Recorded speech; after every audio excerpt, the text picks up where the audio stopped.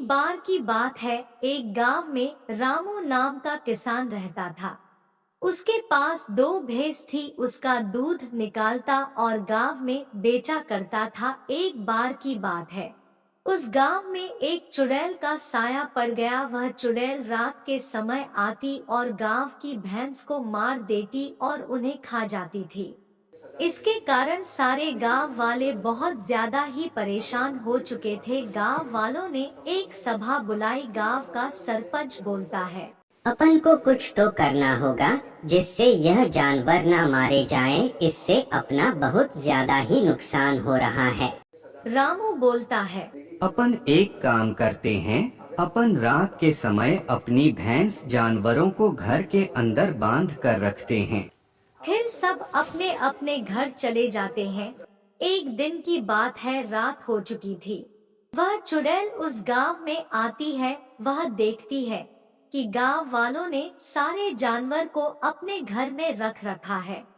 चुड़ैल बोलती है, गांव वालों ने तो आज मुझे गुस्सा ही दिला दिया। आज मेरा पेट कैसे भरेगा। ऐसे ही करते करते चुड़ैल जंगल में वापस चली जाती है। एक दिन रामू अपनी एक भैंस को बांधना भूल गया। वह भैंस घास चरने के लिए जंगल में चली गई। वहाँ पर उस भैंस को चुड़ैल मिलती है। चुड़ैल बोलती है, आज तो मजा ही आ गया। आज मेरा शिकार खुद चलकर आया है। आज मुझे बिल्कुल भी मेहनत करने की जरूरत नहीं पड़ी। फिर वह चुड़ैल उस भैंस को मार देती है और खा जाती है। सुबह हो जाती है। रामू देखता है कि वहाँ पर एक ही भैंस बंधी हुई है। वह उसे ढूंढने के लिए गांव में जाता है, पर उसे वह भैंस गांव में नहीं मिलती है। फिर वह ढूंढता ढूंढता जंगल में पहुंच जाता है। वह वहाँ पर देखता है कि उसकी भैंस मरी हुई वहाँ पर पड़ी है। फिर वह रोता रोता घर जा रहा था। पास ही में एक मंदिर आता है। वह उस मंदिर के बाहर रोने लगता है। उसे रोता हुआ देखकर मंदिर में से आवाज आती क्या हुआ तुम्हें, तुम रो क्यों रहे हो? है। रामू बोलता है, आज मेरी एक भैंस को एक चुड़ैल खा गई। फिर वापस मंदिर में से आवाज आती अब तुम क्या चाहते हो? है।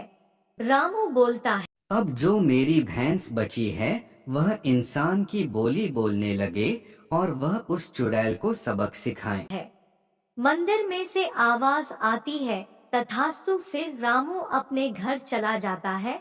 वह अपनी भैंस के पास आ जाता है और रोने लगता है। उसकी भैंस बोलती है, मालिक आप परेशान मत हो, अभी मैं हूँ ना आपकी देखभाल के लिए। रामू भैंस की आवाज सुनकर अचंभे में पड़ जाता है।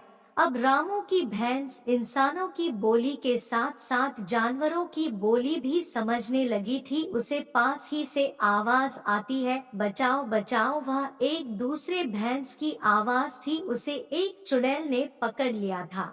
रामू की भैंस बोलती है, मैं आ रही हूँ, मेरे एक साथी को मेरी जरूरत है। फिर रामू की भैंस चली जाती है। उसे चुड़ैल के पास वहाँ पर देखी है कि वह चुड़ैल उस भैंस को खाने ही वाली थी। रामू की भैंस बोलती है, दुष्ट, तुम मेरे साथी को नहीं खा सकती, तुझे मुझसे युद्ध करना होगा। फिर चुड़ैल और उस भैंस की लड़ाई होने लगती है। जैसे ही लड़ाई स्टार्ट होने लगती है, वैसे ही सुबह हो जाती है। वह चुड़ैल सूरज से डरकर जंगल में भाग जाती है। अगले दिन वह चुड़ैल वापस आती है। जैसे ही वह चुड़ैल एक जानवर को खाने लगती है, वैसे ही वह भैंस आ जाती है। भगवान के आशीर्वाद से वह भैंस एक दानव में बदल जाता है। फिर वह दोनों युद्ध करने लगते हैं। वह दानव उस चुड़ैल को मार देता है और वह चुड़ैल चलने लगती है। वैसे ही सारे गांव वाले वहां पर आ जाते हैं। वह उस चुड़ैल से डरने लगते हैं। वापस दानव एक भैंस में बदल जाता है और बोलता है, अब आपको इस चुड़ैल से कोई डरने की चिंता नहीं है। अब यह चुड़ैल किसी को भी हानि नहीं पहुंचा सकती। इसी के साथ कहानी खत्म होती है।